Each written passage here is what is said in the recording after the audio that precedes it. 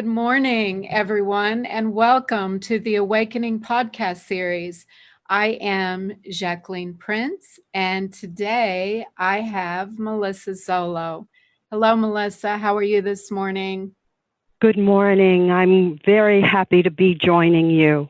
Good. Well, I am equally as excited. You and I have talked a little bit, and what a beautiful connection that we've had. So I'm really, really excited about this interview this morning. So, everyone, the name of this interview or the title of this podcast series is Using the Power of Imagination to Overcome All Obstacles. Now, that may seem like a very powerful statement, but as our discussions are talking about the process of awakening, understanding your divinity and the power that you have to become a creator, once you access that awareness and tap into that reality, this is not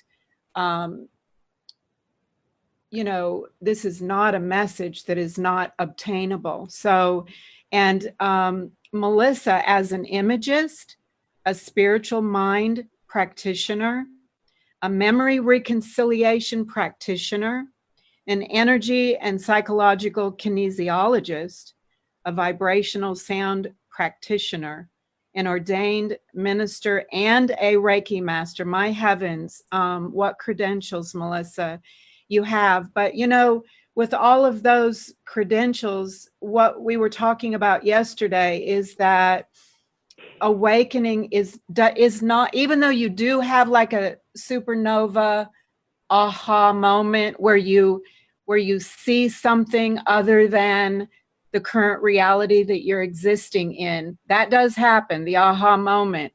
But once that happens, awakening is a process, it's a journey. And so, Melissa, my heavens, having gone through her own valley of the shadows of death, she became very street smart, a spirit-wise woman, acquiring and developing the tools to transform emotion, reset unsatisfying mental blueprints, to rebuild belief in personal and professional success, and increase the miracle working powers of consciousness. So when Melissa works with you, understand that she's gone through a tremendous journey, as many of us have, to get to this place where we have, having gone through that dark night of the soul, we've actually been able to come to the place where we can turn around. And as Melissa says, turn around and help other people begin to take that process of overcoming self-limiting beliefs and harness their creativity. So after years of searching for practical solutions and seemingly insurmountable challenges in her life, she has gained much wisdom and a deep understanding of the transformative power of consciousness that comes through focused imagination and energy balancing. After a serious and debilitating head injury, Melissa developed a spiritual system which explains the secret of causation, enabling her to rewire her brain and triumph over her injury and adversity. Her amazing and profound method provides a path for other seekers to create a new reality for yourselves. And that's truly what we're talking about today, is enabling you to create a new reality using the tools that Melissa is going to walk through today. So, gosh, I'm even excited about hearing about this also. So I understand, Melissa, that it's been 10 years since you've done any interviews, webinars, retreats with clients. Why did you stop just now when things were taking off for you previously? Why did you stop? Tell us about that. Well, that's a really interesting question. I had been searching since the time I was in grammar school, I think. And, by the time 2009 came, I had realized that I understood conscious manifestation. I understood how to take an image, a belief, an idea, fuel it, trust it, let it go, and the universe would manifest it. And I had great success in helping other people manifest their dreams. But I myself, felt very heavy still in my heart. I had a burden of sorrow still, and I couldn't understand how can you be such a great manifester and help so many people and still carry this sorrow. And so I thought, I need to stop, because my goal wasn't just to be a big success and a world name figure in this whole industry of self-awareness and self-healing. My goal was to heal myself, know myself. And in order to do that, once again, I had to let go.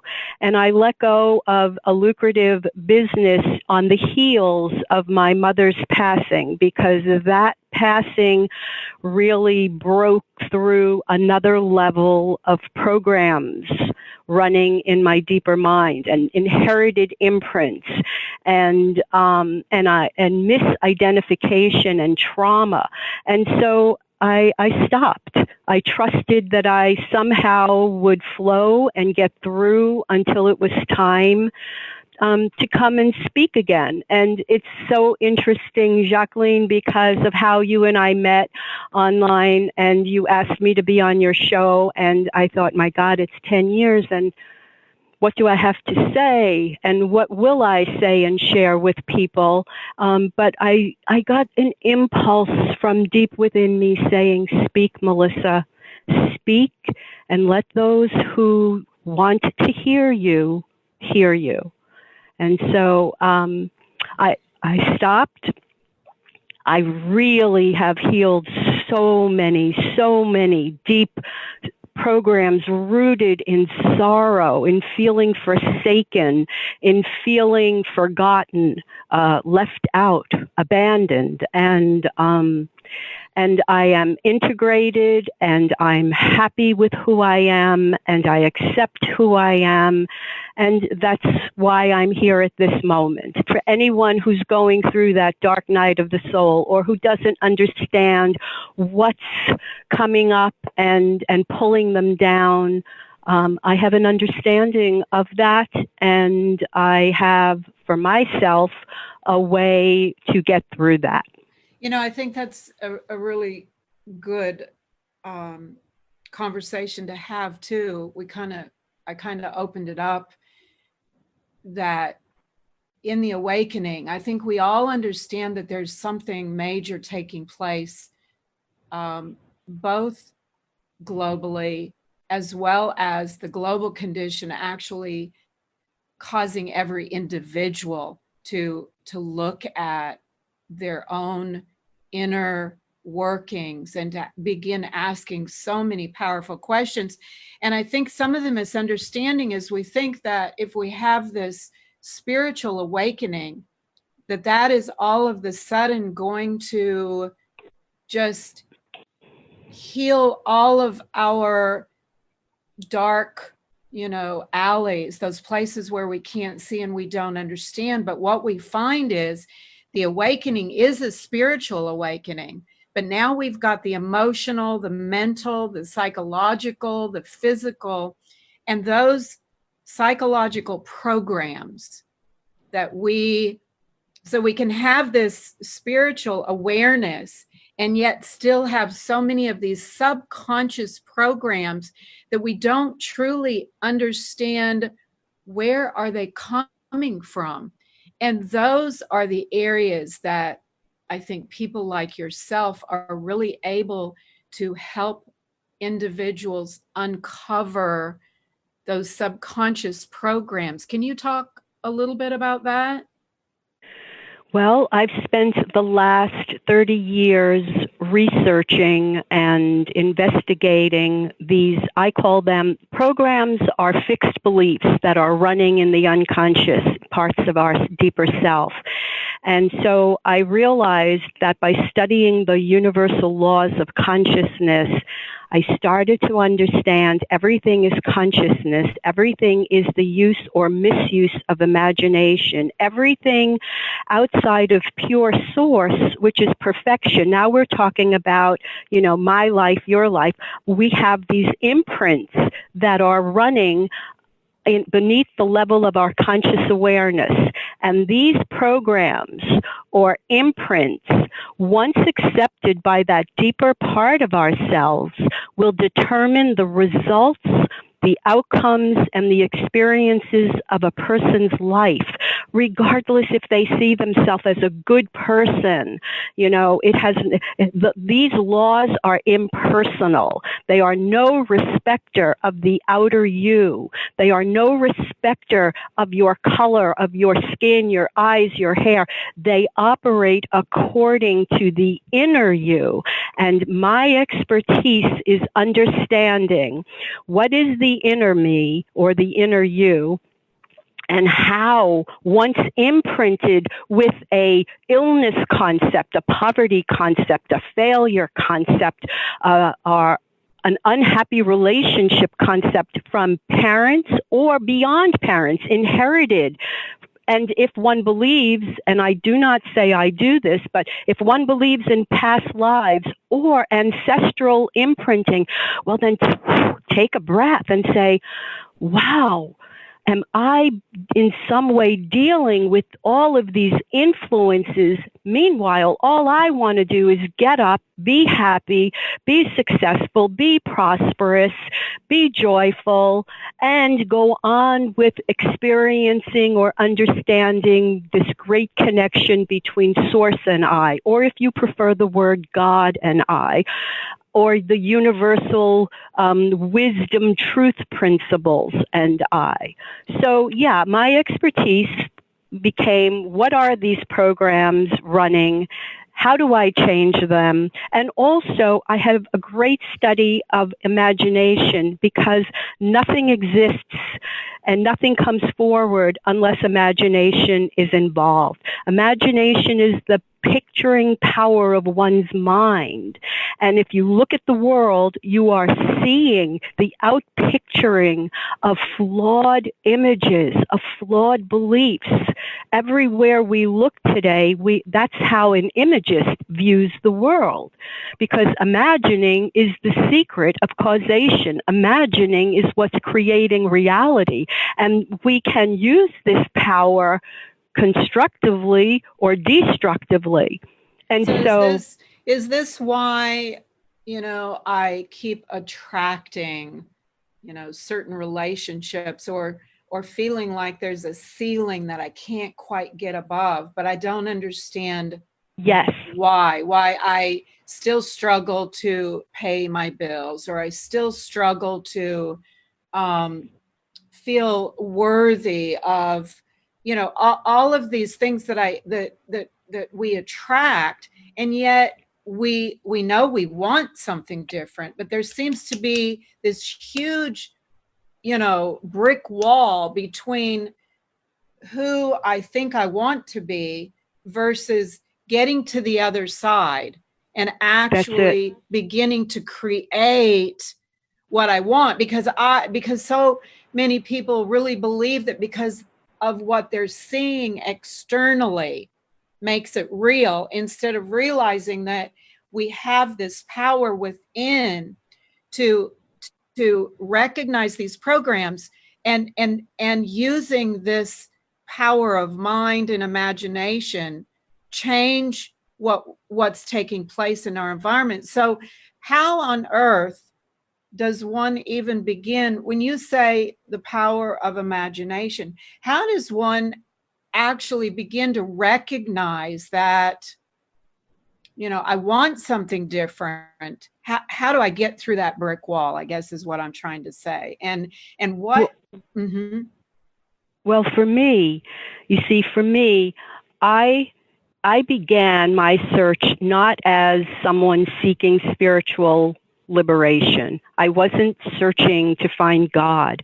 I wanted to have a successful acting career. I was an actress, and that was my first introduction into all of this. So I come from a place of, my goal was, how do I change? But so what I'm saying is it starts with desire. There are many people who have no desire to hear this information, but I had a desire. So the first step is to have a desire, a need, a dream seed for something other. Now we open the mind, and I said, well, something has to change in the way I'm thinking. Something has to change in the way I'm perceiving. So that curious mind of mine set the stage for how I approached change, self-growth, self-acceptance. So again, for me, I was an actress. I was in an acting class, and the work was based on imagination. The work was not based on dredging up your emotions from what happened to you in the past. And when I heard that idea of imagination, I thought, and the second thing I learned in that class was, don't bring your dirty laundry onto or into the rehearsal room. And I went home and I thought, how do you not bring your sorrow, your sadness, your fear into the next moment in life? So I was observing this. And then I got cast in an off-Broadway show at the New York Public Theater. And it was my dream come true. And I got sick. And one of the actresses in the show said to me, I know this healer. You should speak to her. I'd never even heard of the word healer, but I thought, oh my God, I can't lose this show. I've worked so hard to bring this about. And I called the woman, and in a half an hour, this terrible earache was completely gone. And I thought, how did you do that? And she said, you need to meet this man in Buffalo. You need to learn the laws of life. So to answer your question, where does one begin? For me, one begins with knowledge. One begins with education, not just someone giving you a technique. There are zillions of techniques out there. They work, but for me, you couldn't stand on them as a foundation. So for me, the first step is learn the universal laws of life, learn what is imagination and what is an image and how do I imprint it, and then how do I clear the energy off of the dominant, inherited, or acquired subconscious belief that's running me. It's like a program in a computer, and it messes up whatever you're putting out. So that was my journey. For me, it had to be knowledge. So, that's really good. And we're starting to really drill down now, because the impressing, what we are beginning to understand is the children from the age of, birth, even they say before birth. It's in utero. Right. I can take someone back into in utero. I've been taken back into that. So from the moment of conception, imprints are being made upon, whether you call it the uterus, the soul, the spirit, something is impressing from the mother, from the father, and then as DNA is downloaded, inherited programs are being transmitted. My point is this: we are not doomed to that DNA program, that emotional program, that inherited program, because if we were, there would be no forgiveness, no evolution of consciousness.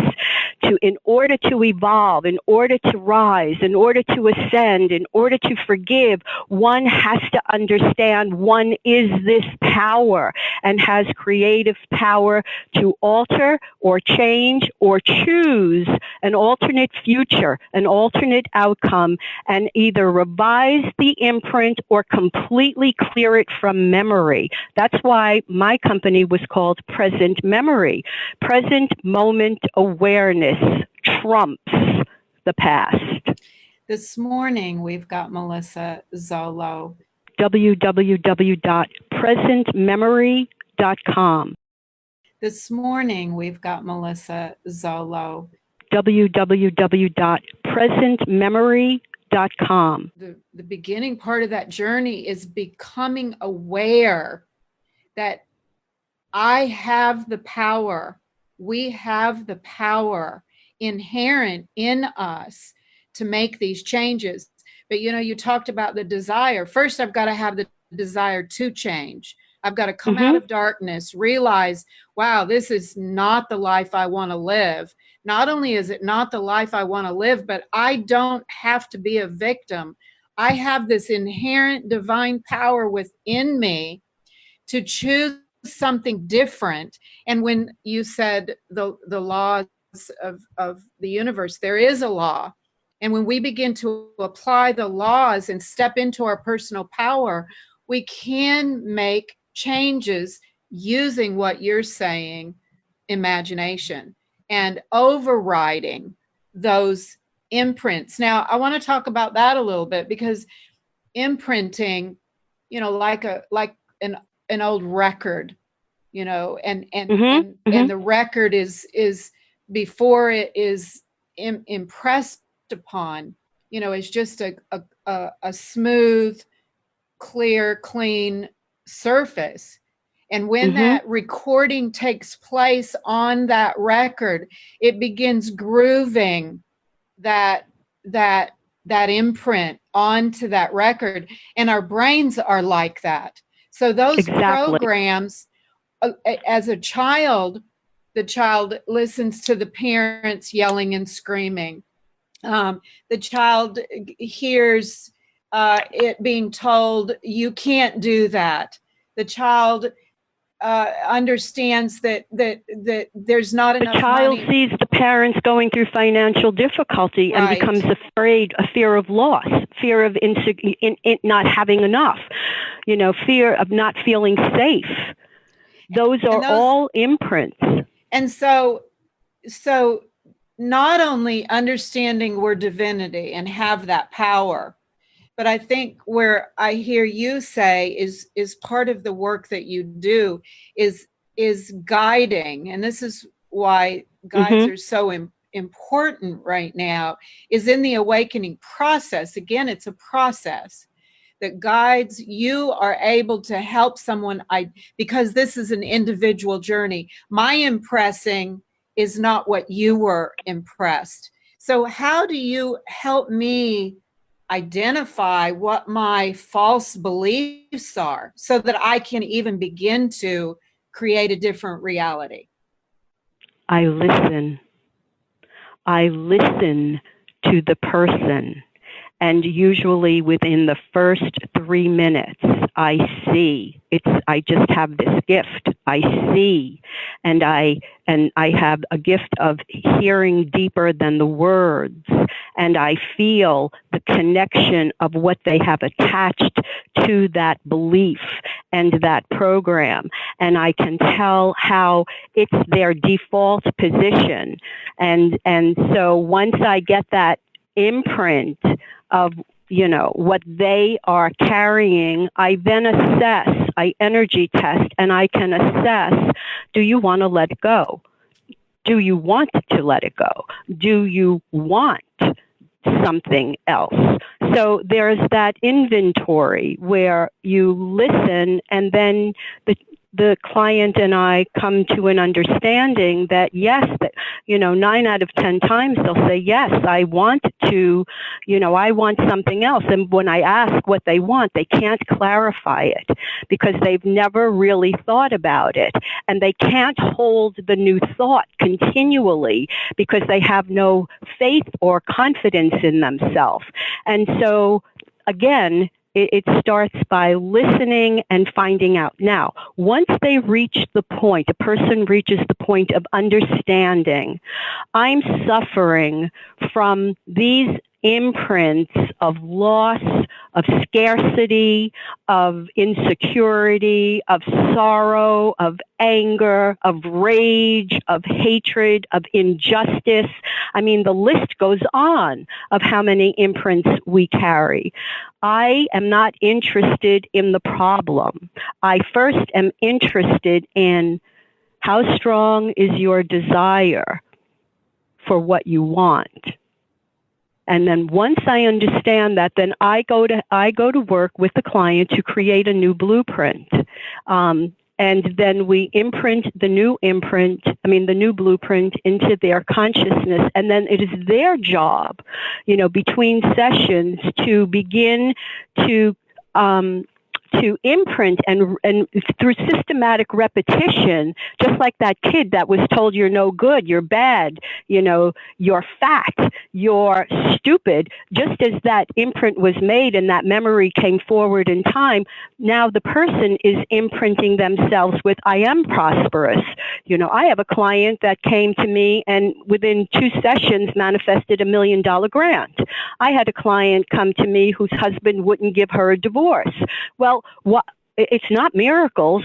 It's using universal laws in a proactive, positive way. So that's part of the session. The second part of my working with someone, and where a lot of my work is going now, is clearing the energy off of the imprints, where I had a client who has been extremely successful with this work, and she couldn't ever lose the weight. She had a weight issue. And I said, would you be interested in my doing something different and just going and seeing if I can find the trauma and the age that this imprint happened? She said, yes. So we did that clearing work and I found it. And I honestly, in a week, she had lost 5 pounds and was eating right foods again. Nothing had changed except something cleared, something released, something let go that had been at a deeper level than her conscious awareness could get to. And even though she was holding an image of lighter weight, it couldn't override the depth of the energy on the original imprint. You follow? Oh. So sometimes imaging alone, a person can be imaging and saying, I'm not getting results. I'm doing this. And then that becomes a frustration. So I then started to say, imaging is the key. It is the use of our, the picturing power of mind. It's the creative power. But if the unconscious has unresolved energy on a negative program, then clearing it is essential. And also, one of the reasons I was interested in kinesiology is we can test it. So it's not airy-fairy. I am not into readings. I am not into psychic predictions. I am not into that. I am into, if I am in pain or someone is in pain, sorrow, poverty, lack, illness, what's the solution? Because this is what I know as a spiritual mind practitioner.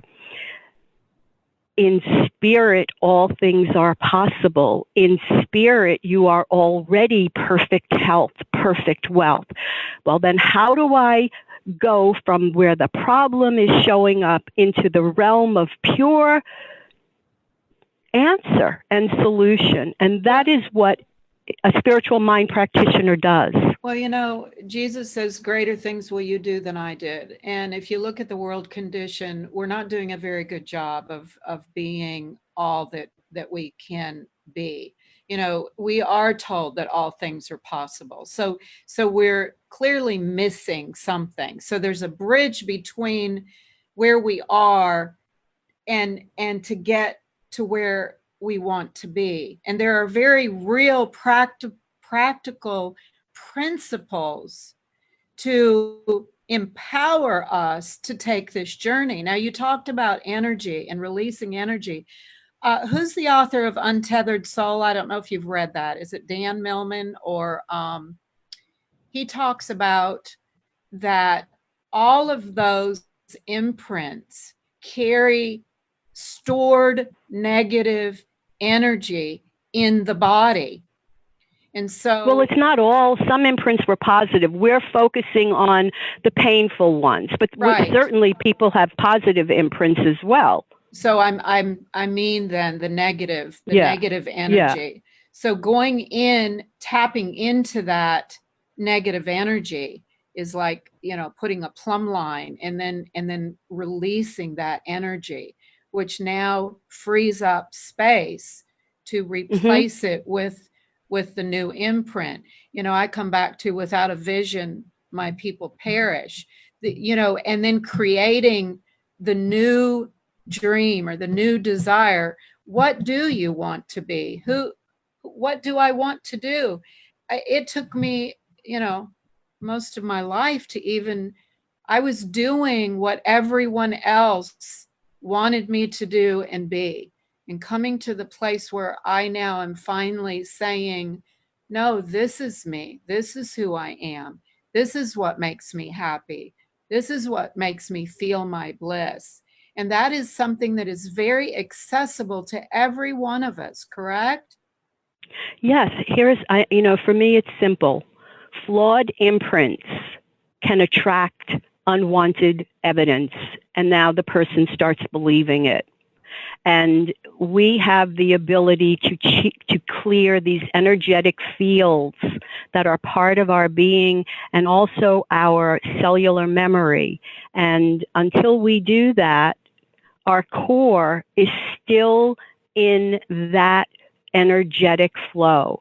And since vibration is a universal law of life, it's up to each of us to want and then proceed to clean out the same way you clean out your garage or clean out your, the garbage that you have every day. I find it behooves someone to learn how to clean out their energy fields, how to clean out these flawed beliefs and imprints, and more important, then energy has to find a place to go. And most people are not clear in how to image, how to hold the new thought, and that it needs systematic repetition. Because once you get that concept, you see, once I got the concept that the entire universe will rearrange itself to accommodate and realize that image. And then once you manifest, for me anyway, I sat back and said, who did that? What's my relationship to God? What's what just did that? This is so and then you start advancing in deeper realms of answers and questions about life.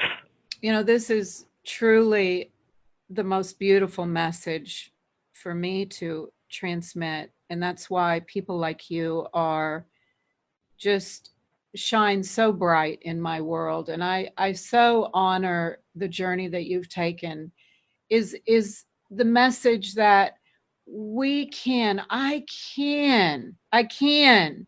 have and be and do that which I desire to be and to do, that it's very, very available to every single individual. And Melissa, I was reading some of your biography, and I understand that you actually use this to manifest, use these tools to actually manifest money in your life. Can you tell us about that story with Phil Zimmerman? Yes, it's the first time I had practical application. So from the healer who my earache was healed, she told me about someone in Buffalo, New York. And I thought, whoa, I have to meet this guy. And so, but I didn't have the money. I was out of work. I didn't have the money. And I thought, well, how am I going to do this? So I called him up, and I know he sensed my hunger for knowledge. And so I said, I really want to come. I really want to study. And I said, I have no money. And he stopped me. He said, oh no, the money came. You have the money. I'm standing in New York saying, what's this guy telling me? I have the money. I don't have the money. He said, no, you have the money. He said, call me back. The class starts at such and such, we'll enroll you. I hang up and now my head is spinning. It's like, I have the money. How do I have the money? I have the money. And so I went a few days just saying the money came, the money came, the money came. And after a week, I couldn't hold it. So I called him back. I said, Phil, there's no money. The money didn't come. How am I coming? This is going to, I need to be in Buffalo like in 2 weeks. There's no money. He said, did I tell you that the money came? I could hear his voice now. His voice was like, it wasn't this airy fairy, it was like intense. I told you the money came. I said, yeah. He said, then the money came. And he hung up on me. So I'm like, the money came. I said, okay, so now here's the next step of what I thought was the way to do this. I started to go around and try to get a job. I was taking physical action before, and this is so important, before I had accepted the imprint, had accepted the outcome. So in truth, nothing in the universe was rearranging yet, but I was taking third dimensional physical action, trying to go and get a job. Now it's a week before the time of the seminar. I call him back. I said, I am no closer to Buffalo than I was. And he said, you are not listening. You are addicted to your outer physical senses, and I am trying to teach you to rise to your inner creative power and your inner senses and accept something other than lack and limitation. And he hung up on me again. And that's the beginning of me realizing he's teaching me, not from a book, not from a class, but from personal experience. He's teaching me how to believe other than the physical evidence of my outer senses. Well, now we're into the last run of the race. It's like 2 days before.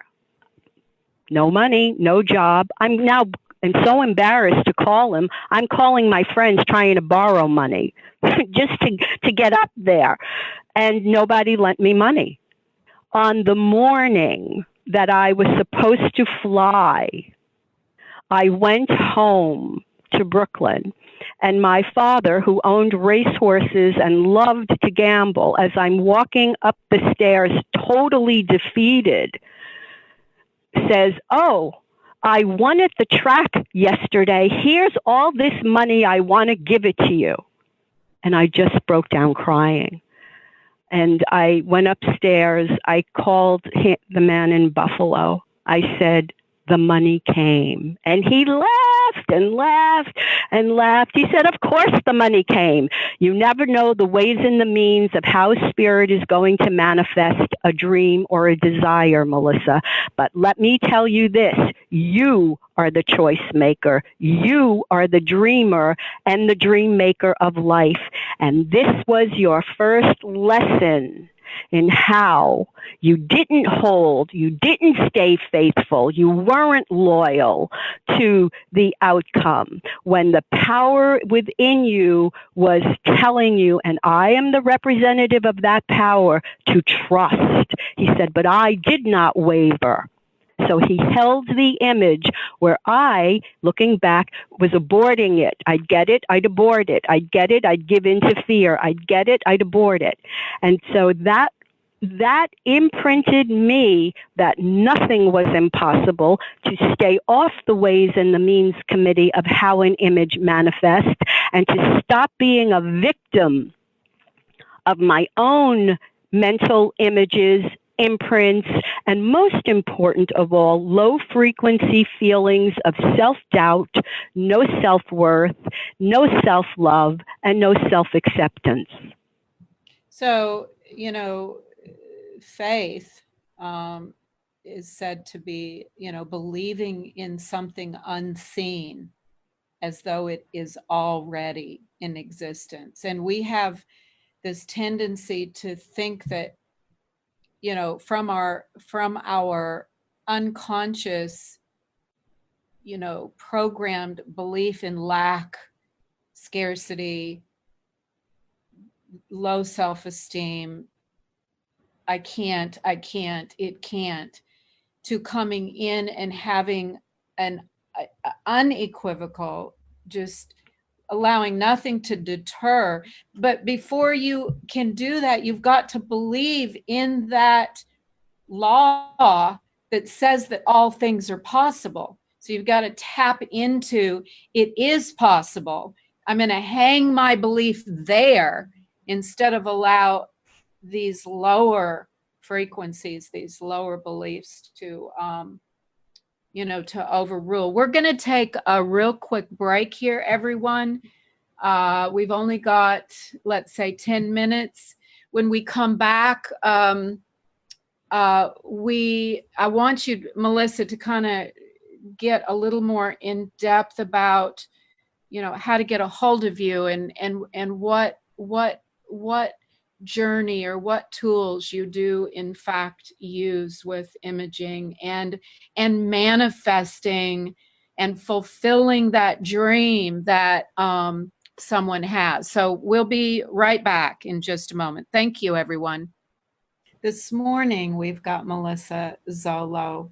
www.presentmemory.com. This morning, we've got Melissa Zollo. www.presentmemory.com. Welcome back, everyone, to the Awakening podcast series. This is Jacqueline Prince, and this morning we've got Melissa Zollo as our guest, and so much information. Sometimes I know it may seem like a lot, but I love the way Melissa truly has a gift of understanding these laws that enable you, empower you to truly create your personal dream. So, Melissa, that just seems like such a large statement to make to people, that I can have, you can have, we can have the dream that we really have always wanted to create. What can you say to those who are truly, desiring, hungering, wanting something different, to really have that life, to really create that life that they perceive what is the life of their dream? Is that so unobtainable, or are you truly saying that is really obtainable for each and every individual? I think it's obtainable. I also understand right now at this moment in time, we are dealing with mass consciousness vibrating at very low frequencies that are outpicturing horrors onto the screen of space and time. And at the same time, there are many individuals rising, opening up to greater spiritual truths. So again, it always goes back to the individual, but may I say, appearances are yesterday's facts. Facts are appearances. Appearances are the way things seem to be. And people, if you're reacting to appearances, you are accepting them. And anything you accept is either a limit or an expansion of yourself. So it's really important for someone to stop and say, how am I letting people, situation, horrors, world events affect me? Am I rising from it, and or am I being pulled into it? Because one thing I know, behind all manifestation is the truth, which never changes. There is a one life principle. So getting back, you asked about money, so we'll use that as an example. But to observe a lack of money is to come from scarcity. And the way I see it is, if somebody is doing that, they are not feeling safe. And right now, if the world consciousness frequency was to be measured, I would think that it would fluctuate between scarcity, fear, not feeling safe, which triggers, fight, flight, freeze, and those who are holding to the light, to the truth. And so to me, always, the truth about money, the truth about any desire you want is to understand God substance. Substance is everywhere. There is an abundant supply of substance. There are abundant solutions to every problem and challenge facing you or any person. The key is to understand how does the law of cause and effect, the law of correspondence, as above, so below, the law of vibration and attraction and polarity, how are you using that at this moment in time? Because desires are like seeds. You can drop it in the ground, but if you pull it out or you don't watch it and protect it, thieves will come to rob it. Animals, bad weather, whatever. So again, I'm very big on the first movement. If you don't have the first movement, I learned this in acting class. If you do not have it together in the first 3 moments, you will not get to the end of the act, and the audience won't believe you. So nowhere in the universe is substance limited. We must come to know that life, the living spirit, which is your true essence, is infinite supply. Then you have to know the ways of how to learn the pattern by which to heal your sorrow, your grief, your ugliness, all the hates, all those wounds that we carry. Because if I or you don't heal what wounded us, we bleed on other people. We bleed on people who didn't wound us, and we project and carry it forward. And that's what we're seeing today. Replication of negative patterns where the energy wasn't cleared. And we see people reacting, some from a high-minded position and others from a low-minded position. But it will recur because the wheel of recurrence goes on until each one of us gets off it.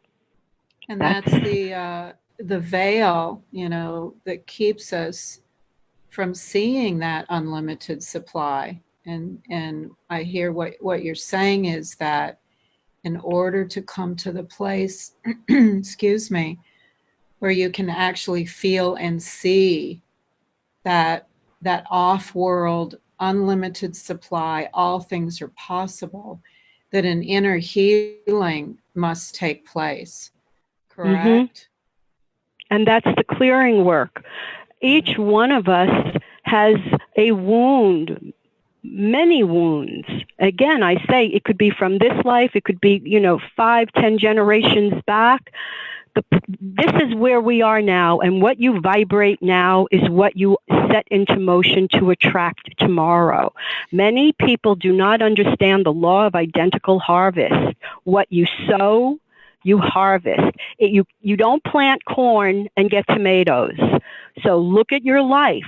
What is your body telling you? What is what are your emotions telling you? What are your finances telling you? What are your relationships telling you? What is your work telling you? Look at yourself. So, Melissa, that's the only person who has the solution. Believe it or not, I just am amazed that this hour has just flown by. There's so many things that we could talk about, but I want to, in this last minute that we have, everyone, what the Awakening podcast series is all about is providing you with resources and individuals that have the tools to help you in this awakening process. So, Melissa, how would people get a hold of you or speak with you if they were interested? Well, they can go to my website, www.presentmemory.com. I'm on Facebook. I post uplifting thoughts every day, but they can sign up for my newsletter.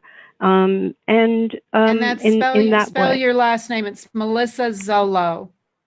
Zollo, Melissa Zollo. So message Melissa on Facebook or request a friend and begin your journey. Begin to identify what we've talked about and take this journey. This is a great opportunity globally that is, instead of looking at it in a negative way, this is a really powerful time right now. So thank you, Melissa, and namaste for your time and for your enlightenment. Bless you. Thank you for inviting me. It was a pleasure, Jacqueline. Yeah. I'm very happy that I came on your show. All right. Thank you, everyone. And we look forward to speaking with you again next Sunday. Namaste.